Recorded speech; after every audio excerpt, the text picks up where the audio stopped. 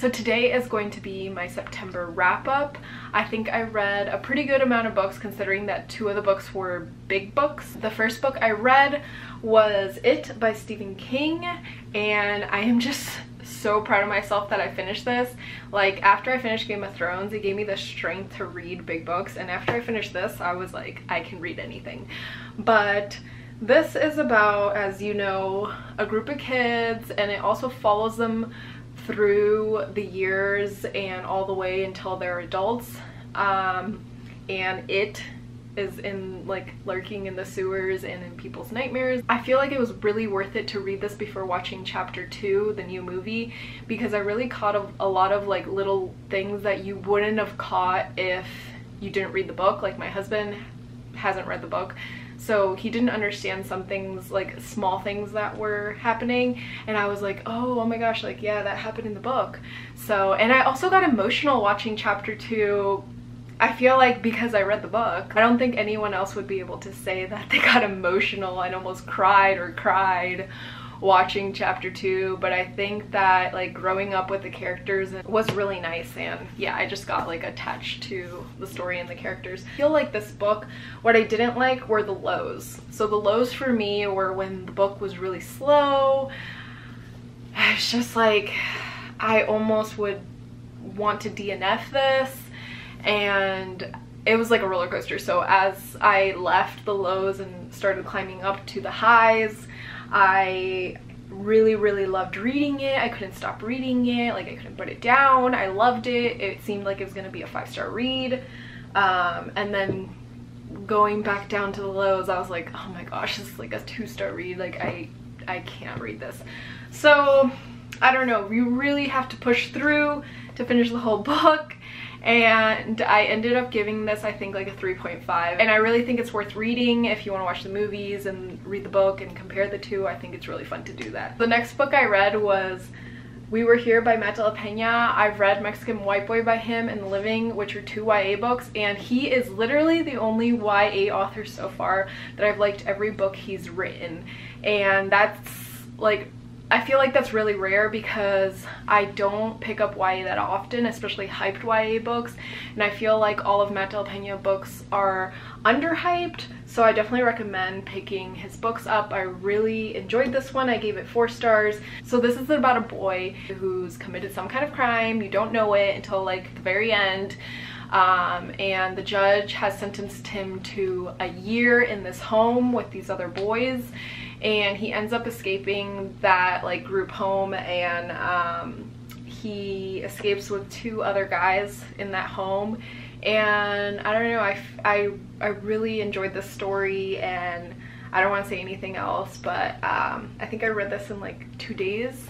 Definitely a really quick read, and definitely recommend this one and his other books if you're looking for like an underhype YA book that also has representation. The next one I have here is Keep Your Friends Close by Paula Dawley, and I said this in my TBR, but I've had this since 2013. It's an ARC that I got at BEA, so that was a long time ago.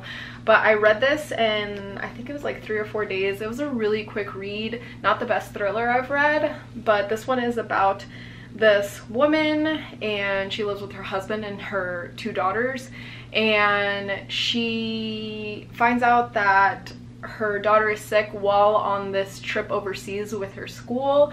So she goes over there, and her best friend is at her house visiting at the time, and she's like, oh, don't worry about it, like, just go ahead, take care of your daughter, like, I'll just stay here, take care of the house, and help out your husband. And then she comes back a week later, and they're both like, we're in love with each other, like the husband and the best friend. Yeah, that just made it like a quick read, but it was okay. I gave it 3 stars. The next one I have here is The Shining by Stephen King. This is actually one of the better Stephen King books in my opinion. I've read a few, and I don't know, how many have I read? Let's see. The Long Walk, Misery, I've read it, I've read Carrie, I've read Salem's Lot, I've read, oh, Joyland, I've read another one, but I don't remember.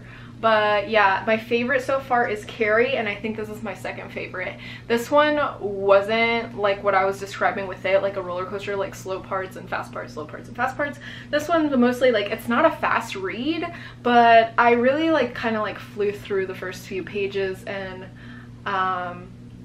I can't say that I really struggled with it. This is about this man. He gets this job as the caretaker of this hotel, and he brings along with him his son and his wife. Yeah, I don't want to give away too much, but some things happen, and I can't wait to watch the movie and read Dr. Sleep now after I've read this. That was the whole point of me picking this up, because I saw that Dr. Sleep was being made into a movie, and I was like, now's my chance to read The Shining.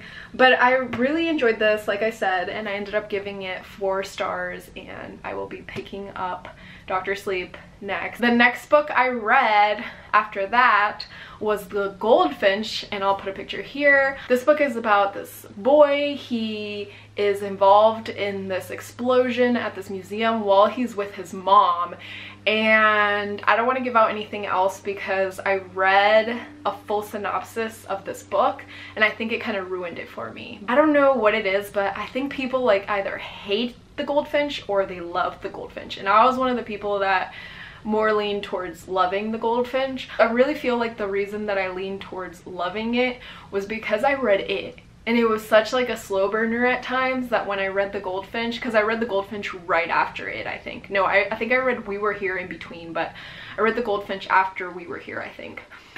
Anyways, it was still in my head, and The Goldfinch, the way it was written, just seemed like a really fast-paced book compared to it. And I think that's why I read it so quickly, because other people have been saying it was such a slow read, and oh my gosh, like they really struggled through it, they DNF'd it.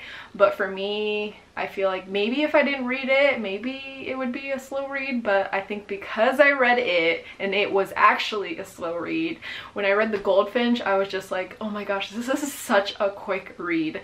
So I flew through it, literally. Like, I could have finished it in 2 days, but I really struggled with the ending, and that's why I only gave it 4 stars, because the ending was really slow for me. Those last like 100 pages I really struggled with. If it wasn't for that slow ending, I think I would have given it 5 stars. But definitely 100% recommend reading this book and then watching the movie, because if you don't read the book, FYI, you won't understand the movie at all. Like, I've been seeing like all these bad reviews for the Goldfinch movie, and I'm thinking you have to read the book before you watch the movie. You can't just watch the movie, because then you won't understand anything.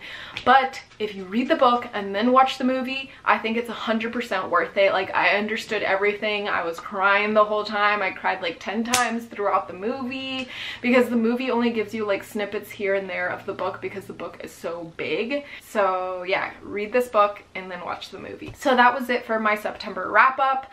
I think I had a pretty good reading month overall. I feel like I have to say this in every one of my videos, but don't forget to click the bell, because my videos aren't showing up in people's feeds. Even though you're subscribed to someone, you won't see their video in your feed if you don't have the bell on for notifications. If you've read any of these books, or if you plan on reading any of these books, let me know in the comments below and we can talk about it. Especially if you've seen the Goldfinch movie, let me know, because then we can talk about it. I feel like a lot of people didn't get to see that movie because it wasn't playing in theaters for that long. But yeah, let's talk in the comments down below, and I have a lot of videos coming up, so I will see you in the next video. Look out for my October TBR.